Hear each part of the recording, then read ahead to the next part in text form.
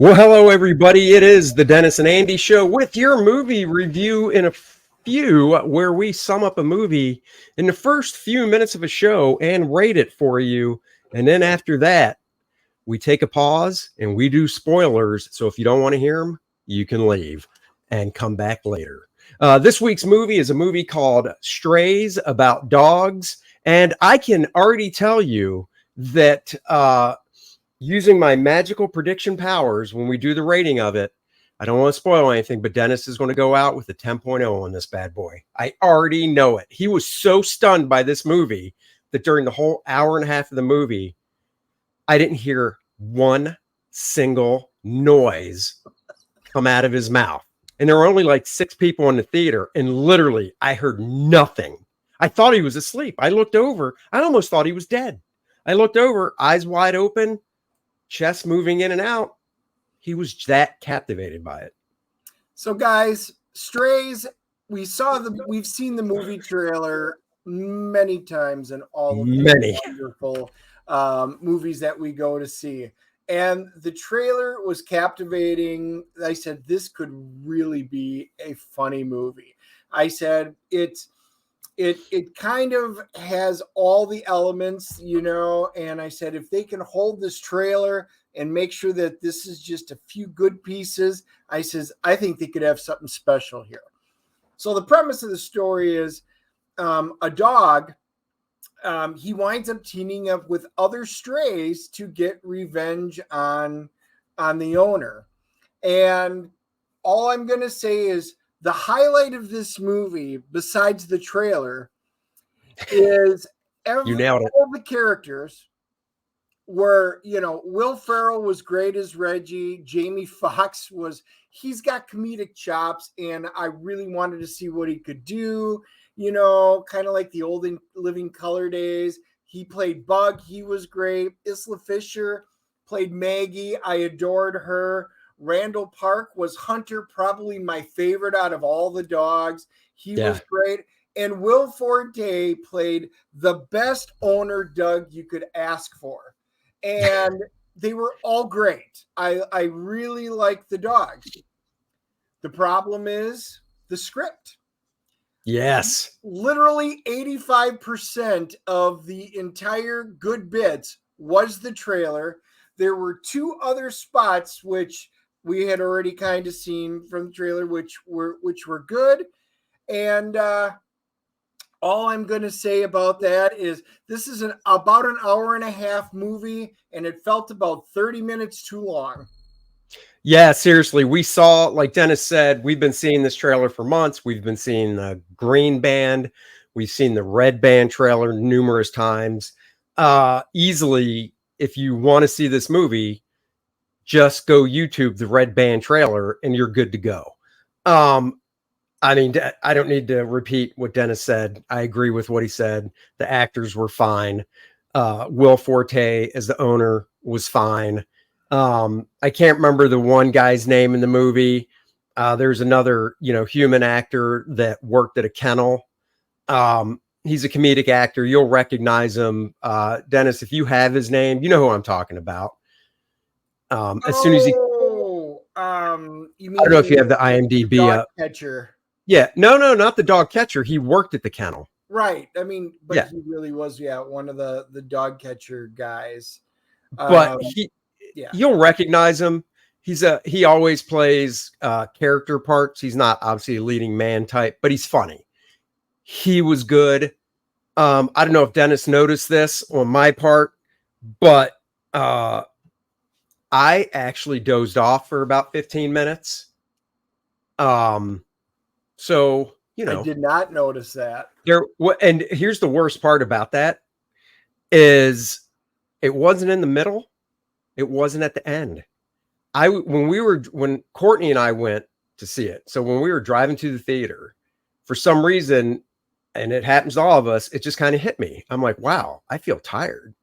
But I'm going to see a movie. And whenever that happens, as soon as it starts, I usually am like, bing, wide awake. I remember the beginning of the movie, like, the first 5 minutes or so, 6 minutes.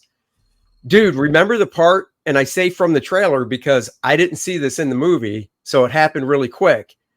Uh, and that shows how soon I nodded off.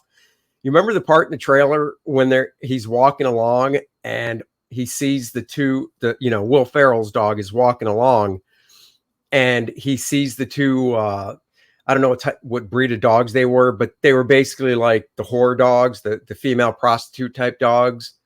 And yeah. So Sophia Vergara, she was one of the dogs. I didn't see that. Oh, that's when I was asleep. Yeah, I know where you were then. Yeah, and I'm like, I can't believe I missed that. That happened so quick in the movie. Holy crap. I was just like, wow.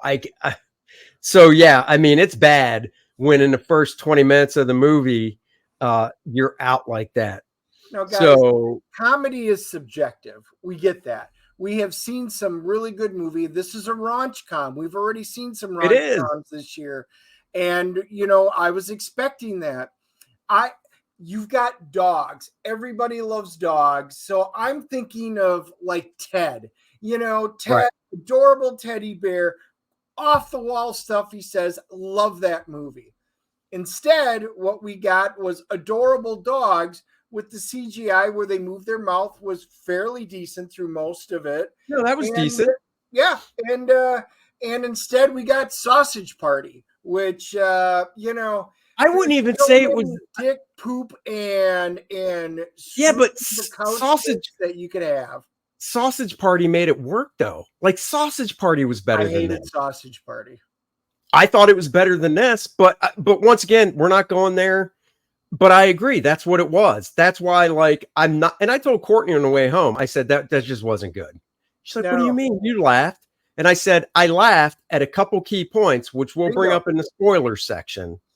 But that's it. I will just say, because I did stay awake through the whole thing and I was intent on the movie because I was looking for things to like about the movie. And there are some good things. Like I said, the CGR, except for the one scene where the one dog gets snatched. Other than that, the CGI wasn't bad and the acting was great. It was just a terrible for a raunch-com. I mean, Joyride was so much better than this. Oh yeah, Jennifer Lawrence movie, No Hard Feelings, much better than this. And I was just like, yeah.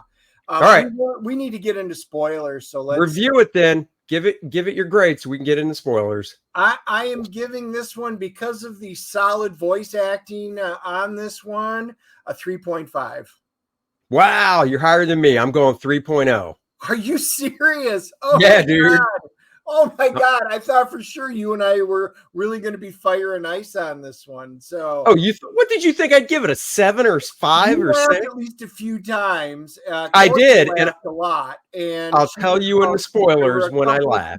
But I just got to see. IMDb is giving it a 6.6, which is way higher. And Rotten Tomatoes, once again, no audience score. Come on, guys. The movie's out. We should have a score by now. It's almost like they're purposely not. The critics who are supposed to like this movie are giving it a 54. So I can't believe it's that high. I can't either, and so all right, we'll dig into it. So let's wait. Spoiler warning. 3, 2, 1. Spoilers. All right, I'll tell you when I laughed. And I was really surprised you were silent during the whole movie, even during this. So there's a scene in the movie, you saw it in the trailer, where Jamie Foxx's little dog gets a Boston Terrier gets picked up by a bald eagle, right? And that's kind of funny. Yep. And then Will Ferrell's dog there tries to help him, and he runs and he jumps on this big rock and he leaps off the rock and he grabs one with his mouth, obviously, to the back leg of Jamie Foxx's dog character. So now they're both being flown by an eagle, right? And then you cut to a bird watcher, and the bird watcher is Dennis Quaid. So right there, I'm like, no shit. They got Dennis Quaid to do a cameo. That's not the funny part. The funny part is what he says. And I don't want to mess it up, I'm going to hope to God that Dennis remembered it verbatim or close enough, because he usually is good at that. So Dennis, take away what Dennis Quaid said, and this is why I laughed. So Dennis Quaid had, and I almost laughed. I did laugh internally at this, but I kind of knew it was coming. So Dennis Quaid hears the noise and he puts the binoculars up and he's looking at him and he sees the birds with the two dogs and he goes, wow, there's something you don't see every day. And he opens up his book first and then he says, he needs to check it off. And then it's all these, what you would think are different birds, you know, like a woodpecker or a yellow-bellied whatever, you check it. No, every single one of his birds says bird. And that's with it. With a box next to it. Yeah. With the check mark. And he checks off bird again. But even better than that, he's literally, like Dennis said, he opens it up. It's 2 pages, just says birds like 10 times on each page, little box. But not only does he open it and check it off, it's not he checks it off right away. He actually does the thing with his finger where he's going down the line, like, I need to check off what I just saw. And it just, all of them just say birds. So he finally gets to it and he goes, checked. And not all the boxes are checked. So it's not like he's looking for an empty box. There's plenty of empty boxes and plenty of check boxes. He's just going to the right one and he checks it. But it's what he says after that. And then he's like, well, you know, I'm Dennis Quaid. And Dennis Quaid has seen some shit. And did he say shit or did he say shit or fucked up shit? Something like that, yeah. Yeah, but that was it. Was just good because you weren't expect that from Dennis Quaid. Well, you didn't expect. So wait, did you actually expect him to say his name? No, especially right. That's why I laughed. Third person, you know. Yeah, that's why I laughed. I didn't laugh that it was at him just saying I've seen some shit. It was because I'm Dennis Quaid. That's some shit, and Dennis Quaid has seen some shit, and that's why I laughed. And the other part of it for me was I just heard an interview with Dennis Quaid on a podcast like a week ago. And one of the things he talked about that I didn't know about him was in the 80s when he was super popular doing movies left and right, he was really into coke. I didn't know that. And I didn't know that, you know, it just got to a point where that's why him and Meg Ryan split up once again. Didn't know that. So that's why he went to rehab. So just the part of him going, Dennis Quaid has seen some shit. I thought of that right away. And that did make me laugh out loud. Yeah. So there were a couple of good spots. There's a really good bunny sub-story plot in there. And that really was the highlight. That was good too. It was. You didn't laugh. That was good, and I was close to it. It's a mixture of almost laughing and almost a bit in horror, also with a mixture of Monty Python and the Holy Grail kind of mixed in there. So that was actually a good part, which is one of the highlights. Dude, but this is hold on. This is a spoiler review. Let's go there. That you saw in the trailer that they ate mushrooms and they start seeing shit, right? Well, the female dog, played by Isla Fisher, sees this like dugout hole, and they're in the woods. So she goes into it, and you know what's coming. She sees, because she misses it. She mentions it earlier in the movie, so this was a nice callback, actually. She sees a stuffed rabbit toy and drags it out and starts tearing it apart. And then the other dogs go into the hole and grab stuffed rabbit toys. Well, once they wake up from their chemically induced mushroom coma, they look around and they're horrified. And this was actually good directing too, camera shots. They did quick cuts of the carnage of real bunnies torn apart. And then they show it as it's going up, like an aerial view going up, and you can see the breadth of it. And they're like, oh, damn. Guys, we're never talking about this again. Oh, they all freak out. So that was another part. I think I chuckled like at. Watership Down almost, you know, where you got that moment. And so again, that's another minor highlight. But seriously, all the good scenes are in the trailer, only they're just slightly expanded upon in the movie. I mean, were they eating the mushrooms? the part in the trailer is literally the best part about it. It's just expanded. All the good scenes were, and it was kind of cute where they're talking about screwing the couch jokes and pooping and peeing, marking your territory. Those are all cute little dog tropes. And in the first 10 minutes, 15, you're getting, okay, that's cute. Problem is that's all it is. And it never gets better than that. And this is a guy who slept through 15 minutes of it. And by the end, I was like, is there any other type of joke you can tell? You have these dogs talking and knowing about humans and stuff, and having, obviously, because they're talking, only the dogs obviously can understand it. Everybody else here is barking, but still they're communicating with each other at a higher level. It's not like they're toddlers, right? So it's like you think they would have more than just the poop and pee and jokes, and they didn't. And even the end, you saw in the trailer, they're talking about, I want to get back there and bite his dick off. And even that was kind of underwhelming. So, yeah. And again, they had the right actors for it. Will Forte, he was just the best antagonist. You're just like, oh my God, he's great. You want to hate him. You're very stereotypical trailer park trash kind of guy who shouldn't own a dog and yet does, trying to get rid of the dog.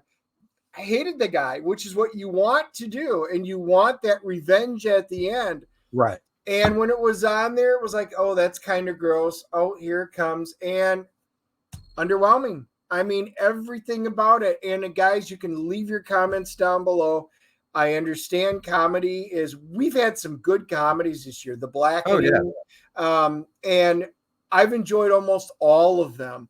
And I really thought I was going to like this. But, this is one where the trailer was the movie, and there's really not much more to say. I would not waste your money. Now, I know there was one guy up front who chuckled a few times, and then your daughter laughed more than anybody. Yeah, but I mean, so it's that type of humor.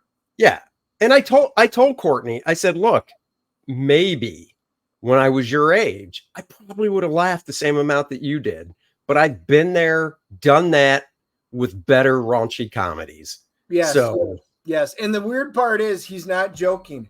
I didn't chuckle. I didn't laugh out loud. Dude, you made no sound. This is the first movie I've never even made a side comment. I always make a comment or whisper something, and it's usually, I was completely silent, and I'm thinking to myself, my God, I'm trying to find something that's really good about this movie, because I had some expectation for this movie and nothing. So needless to say, you already heard what we gave it. I will never see this movie again, and I can't recommend it. I can't believe I'm saying it with the cast of characters that they had in this. Yeah, even if it's on TV, if you really want, just make it background noise while you're doing something else. But if you just focus watching this movie on TV, you're still wasting your time. I haven't walked out of a movie at the end of it in years where I thought to myself, can I get my hour and a half back? Oh, wait, it felt like 2. So I think I need to be tipped an extra half hour. But what doesn't feel long is Kor-Drath the Reckoning. My God, it's been a little over a year since we started this. Well, we actually launched it in September, but we've been working on it, since probably June of last year. And time has flown by. Guys, we have cracked $90,000 with both campaigns, which means everybody is going to get these wonderful stretch goals. Every one of these is 7 inches by 10 inches, 4 playable character cards of the 4 main characters, and the Shattered Reach map. Dennis wrote a fantastic game module so you can play these characters in the Kor-Drath game, or the stats are easily convertible so you can play them in your other favorite role-playing games as well. You definitely want to check this out. We are cruising to $100,000 stretch goal now, which of course is going to be a 4-page story by Bud Root, who did the beautiful Lilith variant cover. colored by Dan Lawless, who will be coloring the 4-page story as well. There is Bud's variant cover. So if you haven't backed it yet, you can go back this cover. Once we hit $100,000, this goes to 80 pages with these 4 additional pages by Bud. And they will end up looking like that among all the other gorgeous art inside the book. So guys, go check it out. I could scroll through it. Look, you can read the first 8 pages on the campaign, the first 11 on Kor-Drath.com. Those links are in the description below. I want you to take your time and go through this campaign at your leisure. Please do that. Like I said, if you haven't backed it yet, do it now. 100K is in sight, and that'll bring you that 4-page gloriness of Bud Root art. So definitely check that out. Next Wednesday, we'll be back at 5 p.m. We're thinking about inviting an old friend back to the show, Rob Hunter. So I'm going to reach out to him, see if he wants to come on just to shoot the bull, basically talk about comics, see what movies he's seen this year, and just a fun hangout session. So join us for that. And I do want to give a plug for the Professionals this week. It's on Art to Bear's channel. It's basically an AMA show, Ask Me Anything type show. And what Art would like is to tweet at us individually your questions, and each of us will grab a bunch of questions that you asked us from Twitter and answer them on the show. Nothing is off limits from what I hear. So tweet me at Andy Smith Art on Twitter, your questions. I'll check them out, pull them for the show Tuesday, 7 o'clock Eastern. For the bros, this has been your movie review in a few. I don't know what next week's movie is yet. So if there's something coming out that you want us to check out, or something else came out this week, I know Blue Beetle did. Oh, that's what I was going to say, Dennis. I got to be honest. Walking out of that movie, I thought to myself, probably should have seen Blue Beetle. God, and I was already like, this is going to be better than Blue Beetle. Blue Beetle has very little interest for me. I might actually agree with you on this. So maybe it's worth checking out. Maybe get the Dog Days taste out of this mouth. Yeah. So we actually talked about it and chose this one over Blue Beetle. So until next time, everybody have a great weekend, great rest of your day. We'll catch you later. Bye-bye, everybody.